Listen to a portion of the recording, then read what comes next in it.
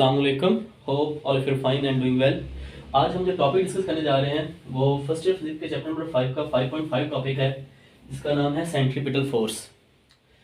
और आज हम सेंट्रीपिटल फोर्स के बारे में जानेंगे और इसकी डेरिवेशन करेंगे कि इसका फार्मूला किस तरह ड्राइव होता है। सेंट्रीपिटल फोर्स है क्या बेसिकली? हम बचपन में जब छोटे होते थे तो देखिए, हम कभी एक खेल खेला करते थे कि हम एक रस्सी लेकर उसके एक सिरे पर कोई पत्थर बांध के तो हम उसको घुमाते थे सर्कुलर पाथ में। सम टाइम ऐसा होता था कि रस्सी टूट जाती थी और आपका पत्थर उस सर्कुलर पाथ से निकल जाता था। जहाँ या सम टाइम्स हम जब चीज़ लेने जाते थे दुकान से, चीनी वगैरह या दूध वगैरह, तो हमने वो जो शॉपर का जहाँ से हम होल्ड करते हैं उसको फिंगर में डाल के हम घुमाते थे। ठीक है, अब कभी भी चीनी उसके अंदर से गिरती नहीं थी, बल्कि वो सर्कुलर पाथ में मूव करते थे। और कभी अगर वो निकल जाए उसकी हुक, और फिर जो घर जाके होता था वो आपको भी पता है और मुझे भी पता है। तो आपने वो ऑब्जर्व की कभी बात के, जब तक वो रस्सी टाइट थी पत्थर के साथ, जब तक टूटी नहीं थी, तो आपके पास जो पत्थर था वो सर्कुलर पाथ में मूव कर रहा था। जैसे ही रस्सी टूटी तो आप ऑब्जर्व करेंगे वो पत्थर सर्कुलर पाथ से किस पाथ में चला गया? स्ट्रेट पाथ में। उसका मतलब जब आप उस ऑब्जेक्ट को मूव करवा रहे थे सर्कुलर पाथ के अंदर, तो कोई एक ऐसी फोर्स थी जिसने उसको मजबूर किया हुआ था कि भाई आप किस में मूव करो? सर्कुलर पाथ में। वही फोर्स जो किसी बॉडी को सर्कुलर मोशन में रखती है, वही फोर्स बेसिकली क्या कहलाती है? Centripetal force. The force that bends the straight path of a particle into a circular path is called centripetal force. बहुत सारी एग्जांपल्स हैं। Force acting on an electron in fixed orbit around the nucleus, जो आपके nucleus के गिर्द electron move करता है, वो भी किसकी एग्जांपल है? सेंट्रीपिटल फोर्स की। आप force acting on satellites around the earth, आप ज़मीन के गिर्द आपकी जो सैटेलाइट्स की मोशन है वो भी सर्कुलर वे में, तो उनको जो होल्ड किए हुए हैं वो भी कौन सी फोर्स है? Centripetal force. Force acting on earth around the sun, जो ज़मीन पर फोर्स एक्ट कर रही है जिसकी वजह से ज़मीन आपकी सूर्य गिर्द मूव कर रही है, वो भी कौन सी फोर्स है? Centripetal force. अगर आपने इसको एक्सप्लेन करना है तो वो आप टेक्स्ट देख सकते हैं, लेकिन मैं आपको यहाँ पर समझा सकता हूँ क्योंकि इतनी एक्सप्लेनेशन लिखी नहीं जाएगी वाइट बोर्ड के ऊपर। तो let us consider we have a circle having radius r, ठीक है, and object p is moving in a circle, ठीक है। तो आपके पास जो एक ऑब्जेक्ट है वो सर्कल में क्या कर रहा है? मूव कर रहा है, ठीक है। आपके पास फर्ज करिए ऑब्जेक्ट पॉइंट p पर था और P से ये आपके पास सर्कुलर वे में क्या कर रहा है? मूव। अब एक फोर्स है जो आपके पास मुसलसल किसकी तरफ है? सेंटर की तरफ। वो आपकी बॉडी को खींचे हुए किस तरफ? सेंटर की तरफ, ताकि आपकी बॉडी हर पॉइंट पर कर्व ले सके।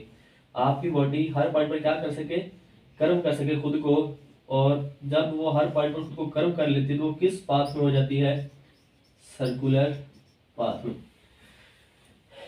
अब इसकी डेरिवेशन वगैरह हमें देखना है तो हम सपोज ये कर लेते हैं कि हमारे पास let us consider we have a circle having center O and radius R. The object is at point A and it moves from point A to point B by covering distance S. ठीक है। The velocity of the object at point A is v1 and at point B is v2 as shown in the diagram. ठीक है। The angle subtended between the point A and B is theta. आपके पास ये आ गया। Is that clear? ये आप लिख के explanation के बाद आप डेरिवेशन कर सकते हैं। तो हमारे पास अब जब बॉडी मूव की है एक सर्कल के अंदर, तो उसके पास क्या पैदा हुआ है? एक्सेलरेशन। वो एक्सेलरेशन कहलाएगा सेंट्रीपिटल एक्सेलरेशन। और सेंट्रीपिटल एक्सेलरेशन डेफिनेशन क्या होती है? Del v over del t, ठीक है। हमारे पास del v over del t आ गया। अब आपका जो ऑब्जेक्ट है वो यूनिफॉर्म स्पीड के साथ मूव कर रहा है, यूनिफॉर्म वेलोसिटी के साथ नहीं। रीजन क्योंकि पॉइंट जब कोई बॉडी सर्कल में मूव करती है तो हर पॉइंट पर उसकी डायरेक्शन क्या हो रही होती है? चेंज हो रही होती है। और जिसकी डायरेक्शन एक से ज़्यादा हो वो आपके पास वेक्टर क्वांटिटी नहीं होती। आपके पास जो ऑब्जेक्ट मूव कर रहा है उसकी वेलोसिटी की मैग्नीट्यूड तो सेम है लेकिन डायरेक्शन सेम नहीं है, तो उसकी सिर्फ मैग्नीट्यूड है, इसलिए यूनिफॉर्म स्पीड के साथ मूव कर रहा है। ये आपकी बुक की लाइन में भी लिखी होगी ये बात। अब यही कि यहाँ पर जो v1 है उसकी मैग्नीट्यूड v2 की मैग्नीट्यूड सिंपल किसके बराबर है? v के, ठीक है। तो आपकी स्पीड क्या है? यूनिफॉर्म। सबसे पहले करना क्या है, ये आपके पास मेजर इक्वेशन है, आप सबसे पहले डेल टी को फाइंड करेंगे। हमारे पास इक्वेशन होती है, अगर यूनिफॉर्म स्पीड है हमारे पास इक्वेशन आएगी S is equal to v del t. ठीक है, हम यहाँ से डेल टी की वैल्यू निकालेंगे, क्या आ गया S ओवर वी। अब यहाँ पे जब ये वैल्यू पुट करेंगे हमारे पास क्या आ जाएगा, a c is equal to v into del v over s. ठीक है, अब डेल वी जो है वो चेंज इन वेलोसिटी है, ठीक है, ये वेक्टर है, और वी आपके पास सिंपल मैग्नीट्यूड है। हमारे पास क्या आ गया, v into del v over s. अब हमारा जो काम है वो निकालना है डेल वी की वैल्यू को कैलकुलेट करना है। ठीक है, तो इसके लिए हम दो ट्राइंगल्स को कंपेयर करेंगे। अब वो दो ट्राइंगल्स कौन कौन सी हैं, देखें हमारे पास एक ट्राइंगल ये बन रही है ओ ए बी। ठीक है, और अगर हम इन दो, ये जो हमारे पास V1 है और V2 है, इसकी अगर हम डायग्राम ड्रा करें तो इसी को मैंने एज उठा के यहाँ पे लगा दिया और V2 को यहाँ पे लगा दिया, और इनका जो आपके पास ये वेक्टर आ गया सेकंड। ठीक है, और ये आपके पास क्या आ गया, रिजल्टेंट वेक्टर V2। इनको मैंने नाम दे दिए PQR। अब देखें आपके पास जो V1 है वो परपेंडिकुलर है OA के, ठीक है, जिसको आप PQ कह सकते हैं, और इस तरह जो आपकी PR है वो परपेंडिकुलर है OB के। तो इसका मतलब है जो RQ होगा वो परपेंडिकुलर होगा किसके, AB के। तो आपके पास जो डायग्राम ये है OAB, वही डायग्राम के पास क्या है PQR, और इनके दरमियान एंगल क्या है, सेम। तो जब दो क्वांटिटीज जिनकी जो लेंथ है और उनका एंगल जो है वो सेम हो तो ऐसी डायग्राम कहलाती हैं आइसोसेलेस। और जब आपके पास डायग्राम्स आइसोसेलेस हों तो आप उनकी जो लेंथ्स हैं आप उनको कंपेयर कर सकते हैं। चलें अब ज़रा कंपैरिजन करते हैं, ज़रा थोड़ा सा ऑब्जर्व कीजिएगा। ये हमारे पास आ गया जो ट्राइंगल है OAB एंड PQR सिमिलर या आइसोसेलेस कह सकते हैं। तो हमारे पास फिर ये डेल V, क्योंकि V1 और V2 हमारे पास क्या आ रही है, मैग्नीट्यूड सिंपल, तो आप उसको सिंपल V लिख सकते हैं। ठीक है, तो आपके पास डेल V ओवर V किसके बराबर आ जाएगा, AB ओवर R के। ये वाली चीज बिल्कुल सिमिलर है किसके, AB के, और PQ बिल्कुल सिमिलर है किसके, OA के, और PR किसके सिमिलर है, OB के। तो डेल V यानी कि QR ओवर PQ या QR ओवर PR बराबर होगा AB ओवर OA या AB ओवर OB के। तो आपके पास मैंने वो लिखा नहीं है जनरल फॉर्म में, तो मैंने डायरेक्ट लिख दिया है डेल V ओवर V किसके बराबर आ गया, AB ओवर R के। अब ये जो AB है ये आपके पास डिस्प्लेसमेंट है। ठीक है, ये जो R की लेंथ है, ये दो पॉइंट के दरमियान एंगल बहुत छोटा है, थीटा बहुत स्मॉल है, और जब सर्कल के अंदर थीटा बहुत छोटा हो तो जो R की लेंथ होती है वो उसके डिस्प्लेसमेंट के तकरीबन क्या होती है, बराबर। तो जो आपके पास ये डिस्प्लेसमेंट है AB, ये तकरीबन R की लेंथ के क्या है, बराबर है, और हमारे पास R की लेंथ क्या है, S है।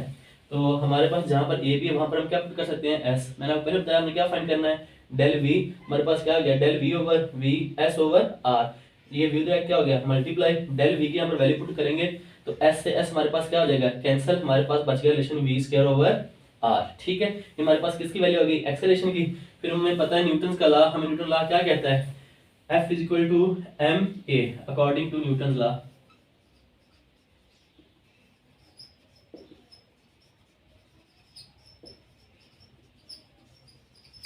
ठीक है, हमारे पास F C इक्वल क्या गया, ये नोटेशन है, C का मतलब सेंट्रीफ्यूगल फोर्स है, इसीलिए एक के साथ क्या लगाया हुआ है C। ठीक है, बॉटम सबस्क्रिप्ट में। तो हम यहाँ पे वैल्यू पुट करेंगे m into v square over R, हमारे पास क्या हो गया, mv square over R। Direction की बात करें तो हमारे पास एक्सेलरेशन जो है वो always towards the mean position, जिस तरफ आपका सेंटर है उस तरफ होगी, तो पास सेंट्रीफ्यूगल फोर्स भी क्या होगी, उसी तरफ। कैसे, ये देखें जरा, आपके पास अभी मैं जरा इनको जनरलाइज करता हूँ थोड़ा, ताकि आपको बात समझ आ जाए।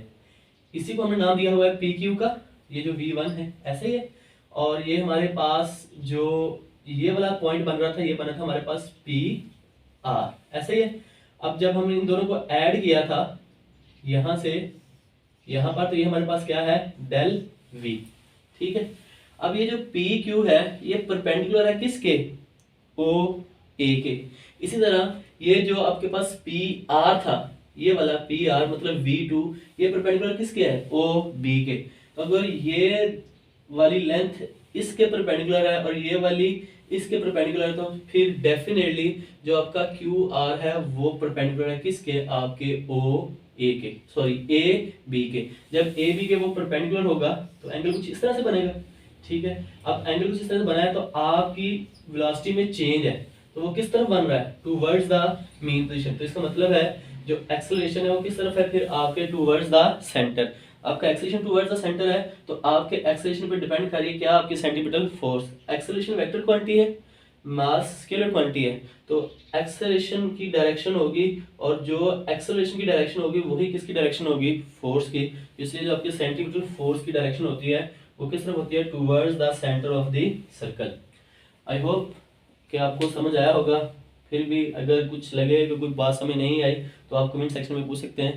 नेक्स्ट लेक्चर में जल्द हाजिर होंगे, तब तक दुआ में याद रखिएगा। अल्लाह हाफिज़।